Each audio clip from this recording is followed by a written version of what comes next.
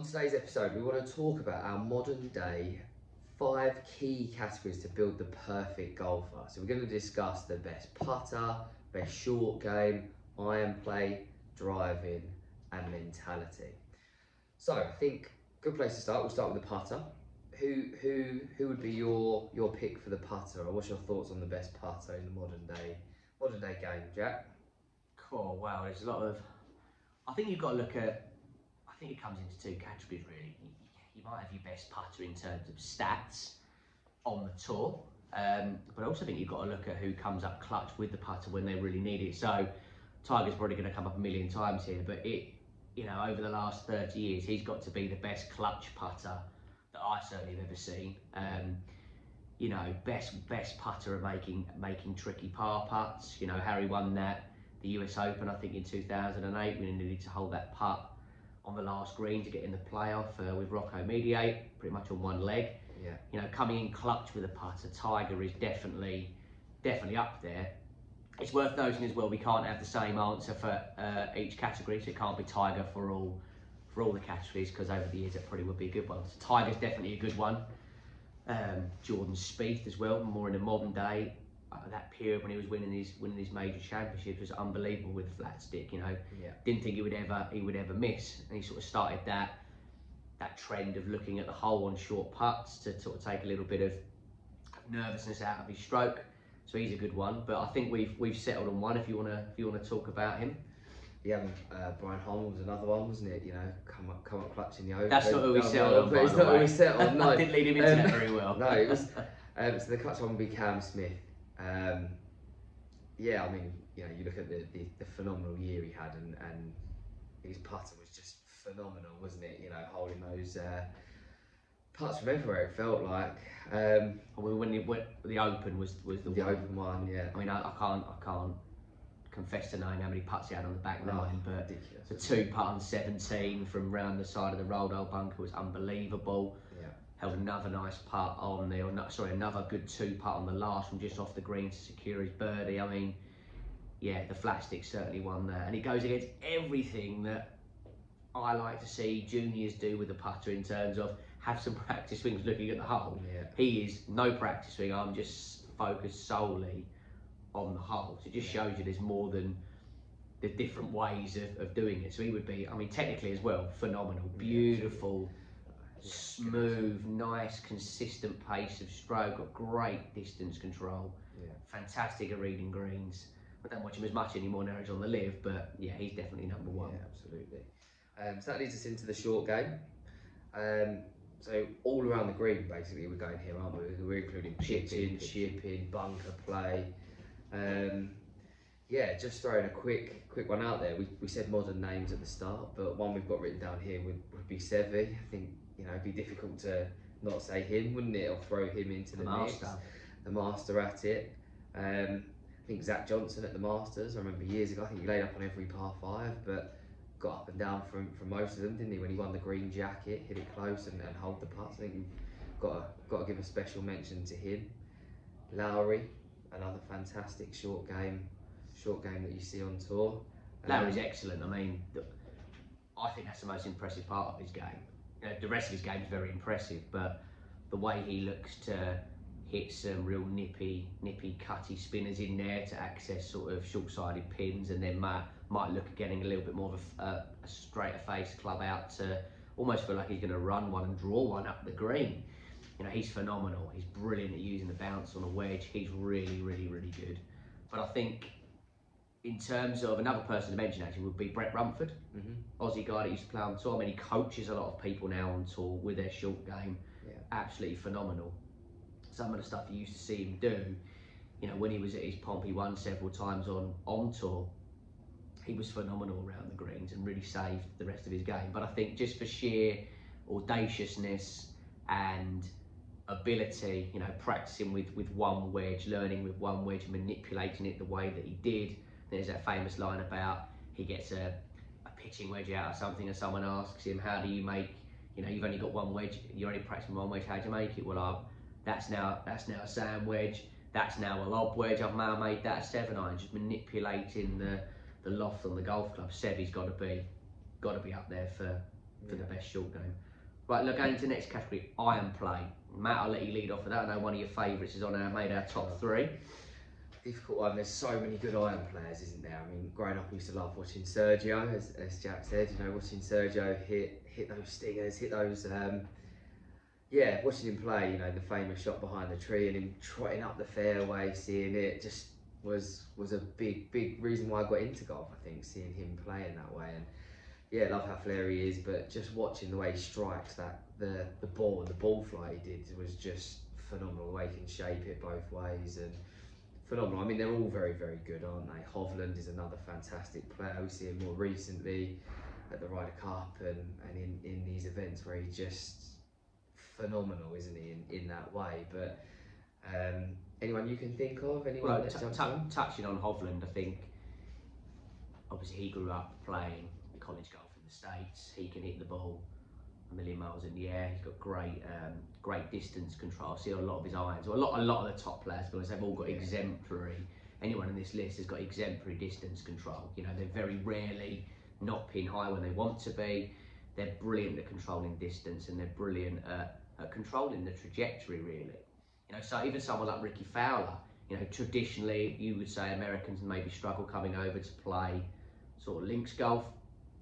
I remember watching him at the Open a few times, and the way he could hit the ball that high, and then the next time he hit that high, he had brilliant. You know, I think he played in where did he grow up? Oklahoma? Was it Oklahoma? It's quite windy. He could manoeuvre and manufacture the golf ball.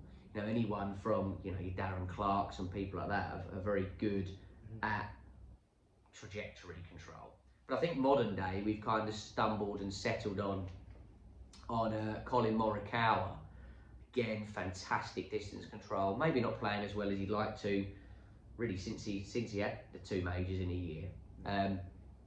But his iron playing distance control at the moment when he's on, I think is the best. Is certainly the best out there. You know, and we're looking at other categories as well. We've got to kind of shoehorn someone in. I'd say Morikawa at this moment in time would be my favourite to watch in terms of iron play. Whether he's got 6 iron in his hands, 4 iron, 8 iron, everything around that, those scoring yardages, he's brilliant at. Would you like to add anyone else? Or are we happy with Colin? No, happy with Colin. I don't. Again, you know, the way he won the two majors, his stats speak for themselves, don't they? Really. Again, I agree with you. He's the one I look forward to watching and seeing how close he can get it from those distances, really. So if we come on to then driving, the fun part, you know, seeing how far they hit the golf ball, how far it goes. Bryson, absolutely. Why'd you shout Bryson out there? More for the point, I'm not a particular Bryson fan, but you've got to admire him for what he's done in terms of, you know, really taking it to the next level in terms of speed training and actually getting other people infused within the game. I mean, that drive he hit on the par 5 at Bay Hill, I think it was, over the water, trying to drive the green on the par 5. I mean, there's never been, you know, really heard that before. I know he didn't quite pull it off, but he was, you know, he's pretty close. He's got to be, what? It's only the line he took. He was a little bit conservative on his line to carry the water, but he might not be the best driver of the golf ball because when it's wrong, it goes off the planet. But he's certainly got more eyeballs watching the game through his long hitting, which is definitely a positive. Have you got anyone else you want to mention? I think they're all so good, aren't they? Consistently, you know, you could throw so many good names in there. You know, DJ was always a good one to watch, wasn't he? You know, but Scotty Scheffler, fantastic driver. John Rahm, but I think the name we've kind of settled on is Rory, isn't it? You know, in terms of when he's on. When he's on, again, he's fantastic to watch. He takes so many on. He's a fantastic driver of the golf ball. Again, when he misses. But it's one of those where he is just good to watch, isn't he? And again, you talk about trying to get names in on this list, and Rory is someone who is top of the golfing tree, really, isn't he? And we've got to find a way of getting Rory in there, I think, really. One last person to mention. I mean, we've mentioned people that hit the ball a country mile. You could also look at people like Finau's a phenomenal driver of the golf ball. But I think someone to have a little look at would be our Ryder Cup captain, Luke Donald. Never really hit the ball. You know, certainly wouldn't be in the top 50 of distance off the tee. But you know, he got to world #1 purely on the basis of his iron play his wedge play was exemplary. It was unbelievable from 100 yards and in. But you you've still got to hit the ball in the fairway to be able to access those pins with a wedge in your hand. So he's driving at a time. I think there's a clip of Sergio calling him BMW with his driving at the Ryder Cup once. So he is, for me, might not be the best driver in a golf ball, but for a period, he was certainly, you got to look at hitting the ball in a straight line as well as hitting it a long way. Luke Donald will be up there, but I think we've settled on Rory, definitely for that category. Final category, there's plenty of other categories we wanted to do, but we didn't want to spend an hour or so on here. The last category we're going to have is mentality. I think everyone will know the answer to this one, but we'll go into it a little bit. Matt, do you want to start with potentially some people some notable bronze and silver medalists before we get to the gold medal position? I think more recent times we look at Spieth. I think he went through a period of being #1 in the world and fantastic golfer, and sort of fell off a little bit, trying to do things a little bit different, but his mentality to keep working hard, keep driving forward and really keep going at the game in a period that was such a high and then to a downward spiral and bringing his way back. I think definitely he's worth a mention in that way.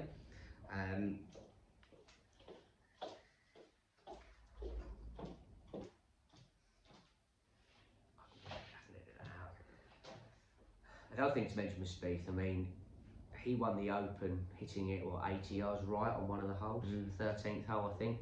To have the wherewithal and the composure to take his medicine and then get back in play. I think he made a bogey on that hole and then he went on to birdie 3 of the next 4 or something crazy like they had a stretch. He can win major championships not having his best game. Absolutely. So I think with him, mentality wise, he could have his C or D game in terms of how he's hitting it, but he could still build around. I remember him snap hooking a couple of balls at the US Open that he won. Would Rory do that? I love Rory to bits, but started to go wrong from at the Masters all those years ago. Hasn't really recovered from that point in terms of winning the Masters. Yeah, he's gone close, but not from where he was, not leading the tournament. He normally tends to shoot 65 and nearly find a way of getting into contention. But Spieth, definitely mentality-wise, is fantastic. Another one to mention, not quite modern day, would be Faldo. Faldo was just an absolute machine when he changed his technique. I mean, to go from being a major player to becoming a major champion is a massive thing, and rebuilding his swing in the late 80s with Ledbetter, that takes a big thing to, massive mental capacity to be able to do that. And actually to almost take a year off and rebuild your swing technique. You've got to have it upstairs to be able to do that. I think his mentality in the game as well, wasn't it? He was a great front runner, wasn't he? He'd bore you to death, really. Just keep plodding the pars and let them catch you is his mentality. 18 pars, one in the Open once, didn't Absolutely. it? 18 pars in a row. Just that mentality of being a front runner and being able to see the event out, didn't he? Definitely, but I think #1 is definitely got to be the GOAT. Tiger Woods, absolutely. I mean, no one, in my opinion, comes close to him at the absolute elite. I mean, not many people, comes up clutch in the right moments. Not many people can win a US Open on one leg and go an extra day and go to an 18-hole playoff. His mentality is just second to none. Not to mention, the adversity growing up as a black golfer back in those times, not being able to go out onto the golf course he wanted to go on to potentially. Even as an amateur, having to fight his way up in that regard. Tiger's got to be the best mentally out there, and probably that we might ever see in the game. What have you got to say about that, Matt? Yeah, absolutely. I can only echo everything you said there. I think, but even when everyone thought he was finished, he went through a different sort of adversity, and was away from golf for a long time, and then to still come back and to win the Masters after being away for I don't know how many years the gap was. It was a long time, wasn't it? From his best, From his best to then just competing, to being back on a golf course, to then actually being able to win a Masters and put that green jacket on again, I think speaks volumes about who he is as an individual, and that mentality that he does have. Okay, so that's our best players for five areas. So putting, we've got Cameron Smith. Short game, we've got Seve. Iron play, we've got Colin Morikawa. Driving, we've got Rory McIlroy. And mentality, we've got Tiger Woods. So if you want to get in the comments and write down your top 5 for those different categories, let us know, and I'm sure we'll have a